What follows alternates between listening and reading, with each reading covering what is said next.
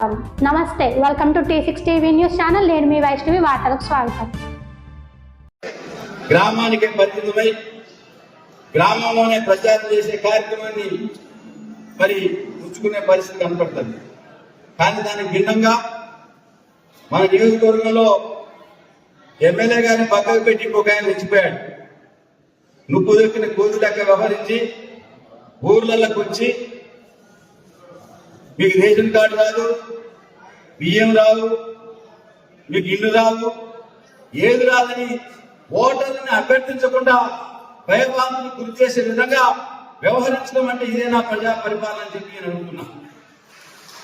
ఇదే నా ప్రజా పరిపాలన అంటే నువ్వు రథం ఎక్కి మైకుంది కదా అని ఇష్టం వచ్చినది మాట్లాడావు. మనం 15 ఏళ్ళు ఎమ్మెల్యేగా ఉన్న 3 సార్లు సర్పంచ్ ఎన్నికలు అప్పుడు మనకప్పుడు కూడా జరిగినాయి. మీ ఎప్పుడు కూడా గ్రామాలకు రాలా, ఎవరిని బెదిరించలే. ఎక్కడికైనా వచ్చినా ఓటర్లను ఓటు అభ్యర్థించాం తప్ప మనం బెదిరింపు చర్యలకు పాల్పడలే. అసలు ఎంత పద్ధతులు అంటే రాయలసీమ ఫ్యాక్షన్ సంస్కృతిని తలదన్నే విధంగా పోలీసు అధికారులను ఉపయోగించడం, రెవెన్యూ అధికారులను ఉపయోగించడం, పోలీసు అధికారులతో గ్రామానికి 10 మంది ఎవరైతే గట్టిగా పనిచేస్తున్నారో ఆ నాయకుల కార్యకర్త నెంబర్ ఇచ్చి మీకు బైండ్ ఎవరికి ఉందని చెప్పి మన వారిని పిలవడం, చివరికి ఎక్కడ దిగజారిందంటే మీకు సంక్షేమ కార్యక్రమాన్ని రావని చెప్పారు. మరి మనం అధికారంలో ఉన్నప్పుడు రేషన్ కార్డు మీద వివక్షిస్తుందా? పెళ్ళైతే కళ్యాణ లక్ష్మి మనం ఎవరికైనా ఆపినామా? కళ్యాణ లక్ష్మి 11వ తారీఖు చీర పెట్టి మనం గౌరవించిన మహిళల్ని ఎప్పుడు కూడా ఇతర పార్టీ వాళ్ళు పెళ్లి చేసుకుంటే మీకు రావు కళ్యాణ లక్ష్మి అని చెప్పి మనం బెదిరించినమా? రైతు బంధు రైతులందరికీ వచ్చింది.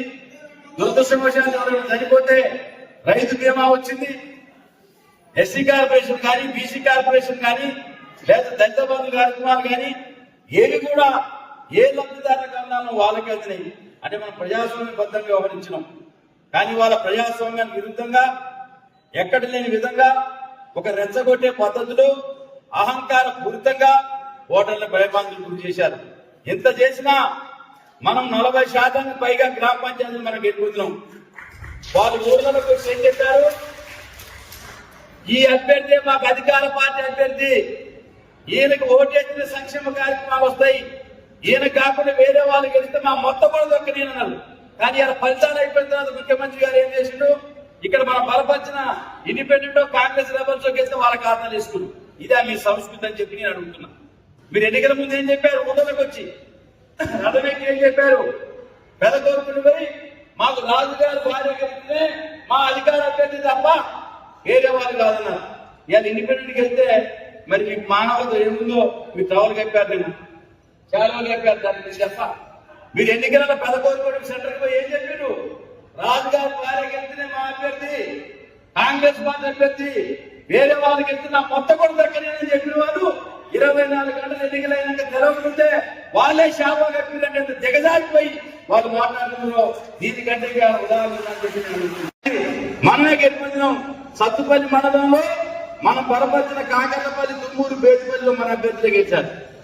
అంటే మెజార్టీ సంఖ్య తక్కువ ఉండొచ్చు, కానీ పెద్ద గ్రామాల్లో ఉన్న ప్రజలు మనకే తీర్పు ఇవ్వడం జరిగింది. దీన్ని బట్టి అర్థం చేసుకోమని చెప్పి నేను విజ్ఞప్తి చేస్తున్నా. ఇప్పటికైనా నేను విజ్ఞప్తి చేస్తున్నా, ప్రజాస్వామ్యబద్ధంగా వ్యవహరించండి, ప్రజాస్వామ్యబద్ధంగా ఎన్నికల ప్రచారం నిర్వహించండి. పోలీసులు ఉపయోగించడం, రెవెన్యూ వ్యవస్థను ఉపయోగించడం, కొన్ని చోట్ల కౌంటింగ్ కాడ దౌర్జన్యాలకు పాల్పడటం, ఎన్నికల ముందు కొంతమంది అధికారం పంపించి ఫేక్ డాక్యుమెంట్ సృష్టించి ఇగో మీకు ఇల్లు రాసినాం, మీకు ఇందులో బిల్లు వస్తున్నాయి అని చెప్పి ఇంటిని తిరిగి ఇల్లు రాయటం, ఇదా మీ సంస్కృతి అని అడుగుతున్నా. ఇట్లా ఈ ఓటుతో గెలిచి మీరు ఎక్కువ గెలిపోతున్నామని చెప్పుకుంటే ఇది ప్రజాస్వామ్యం అనబడదు, ప్రజాపాలన అనబడదు. ప్రజాపాలన అంటే నిష్పాక్షికంగా ఎన్నికలు జరగాల, బెదిరింపు లేని రాజకీయాలు నిలబడాల. అయినా కూడా మన వాళ్ళు మొట్టమొదటిసారి మనం ఓడిపోయిన ఓటమి నిరాశ చెంది కొంత అక్కడక్కడ పోటీ చేయకుండా ఏకగ్రీవం ఇవ్వడం వల్ల కూడా మనకు రాజకీయ నష్టం జరిగింది. అయినప్పటికీ కల్లూరు మండలం, ఖమ్మం జిల్లాలోనే 12 గ్రామ పంచాయతీలు మనం గెలుపొందుతామంటే ఇన్ని మండలాలు ఒక మండలంలో ఇన్ని పంచాయతీలు గెలిపొందిన ఏకైక మండలం కల్లూరు. అది ఈ ఎంపీటీసీ ఎన్నికలు కానీ ఇక్కడ కల్లూరు కూడా మనకి మున్సిపాలిటీ అయింది. బహుశా ముందు మున్సిపాలిటీ జనవరి ఫిబ్రవరిలో ఎన్నికలు జరుగుతాయని చెప్తున్నారు. ఇంకా మనం వారం రోజుల తర్వాత కల్లూరు మేజర్ గ్రామ పంచాయతీలో ఉన్న మున్సిపాలిటీలో ఉన్న అన్ని గ్రామాల ముఖ్య నాయకులు కార్యకర్తల మీటింగ్ కూడా పెట్టుకున్నాం. తప్పనిసరిగా రేపటి నుంచే కార్యక్షేత్రంలో కల్లూరు మున్సిపాలిటీలో మనందరం పనిచేయాల్సిన అవసరం బాధ్యత మనందరిపై ఉంది. ప్రజాస్వామ్యంలో తప్పకుండా మనందరం కూడా ప్రజల మీద విశ్వాసం ఉంది. ఇవాళ రాష్ట్రంలోనే మరి 40% పైగా మనం వెళ్ళిపోయాం. అదే టీఆర్ఎస్ పార్టీ కేసీఆర్ గారు ముఖ్యమంత్రిగా ఉన్నప్పుడు కాంగ్రెస్ పార్టీ 5%, 10% కూడా గెలవలే. ఇవాళ మనం ముఖ్యమంత్రి లేకపోయినా, అధికారంలో లేకపోయినా అధికార పార్టీ అడ్డంకులు అధిగమించి, ఒత్తిడిని బెదిరింపులు అధిగమించి 40% పైగా రాష్ట్రంలోనే మనం ఫలితాలు సాధించినామంటే దీన్ని బట్టి ప్రజల యొక్క ఆదరణ గ్రామీణ ప్రాంతంలో మన వైపు ఏ రకంగా ఉందో దీన్ని బట్టి అర్థమవుతుంది. ఈ ఓటమి ద్వారా మనం విజయగర్వంతో ఉండాల్సిన పని లేదు. ఓడిపోయిన వారు బాధపడాల్సిన పని లేదు. ప్రజాక్షేత్రంలో తప్పనిసరిగా నేను ఓడిపోయిన తర్వాత ఏ రకంగానైతే నియోజకవర్గంలో కార్యకర్తలకు అందుబాటులో ఉన్నాం, ఓడిపోయిన గ్రామాల్లో కూడా అదే రకమైన స్ఫూర్తితో ఉన్నాం, అదే రకమైన పద్ధతిలో ఉన్నాం. మన అభివృద్ధిలో ఎక్కడ తప్పు చేయలే. ఇవాళ కల్లూరులో 50 పడకల హాస్పిటల్ మీ కళ్ళ ముందు కనపడుతుంది. అంత మంచిగా పెట్టినాం, దాన్ని ఓపెనింగ్ చేసే దిక్కు లేదు. కల్లూరులో అంత మంచి హాస్పిటల్ కడితే 2 ఏళ్ళైంది, మనప్పుడే పూర్తయింది, రంగులు కూడా వేసిండు. నీ హరీశ్రాగాన్ని వచ్చి ప్రారంభించమంటే నెక్స్ట్ మంది అధికారం వస్తే అప్పుడు ప్రారంభిద్దామని మనం ప్రారంభించలేకపోయినా దురదృష్టవశాత్తు ప్రజల తీర్పు మన పెద్దకి వచ్చింది. అయినా మనం బాధపడట్లే.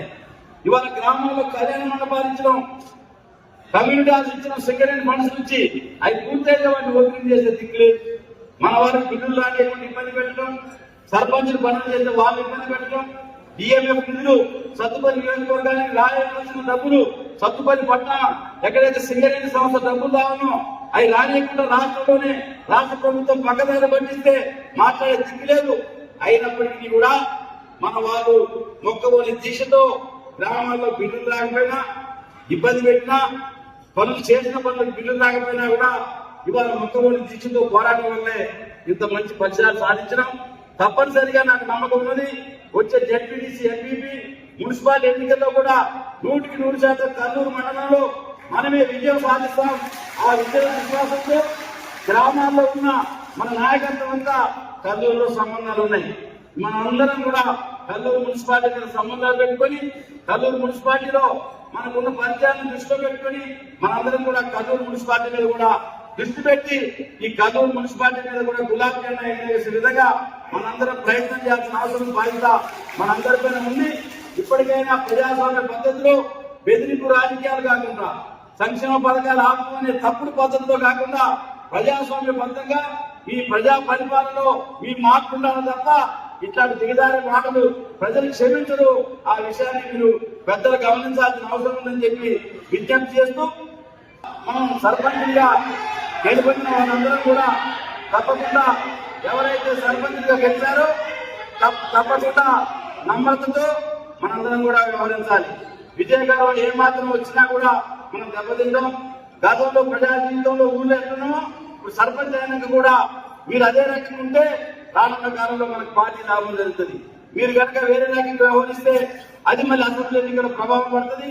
ఆ రకంగా కాకుండా విజయగర్వంతో కాకుండా, అహంకారంతో కాకుండా ప్రజా జీవితంలో క్రమశిక్షణతో మీరందరూ కూడా మెలగాలని చెప్పి మీ అందరికీ శుభాకాంక్షలు తెలియజేస్తూ, ఎవరైతే ఓడిపోయారో వాళ్ళు కూడా అధైర్యపడకుండా మీరందరూ కూడా తప్పకుండా అధైర్యపడకుండా మీరందరూ కూడా పనిచేయాల్సిన అవసరం ఉందని చెప్పి మీ అందరినీ విజ్ఞప్తి చేస్తూ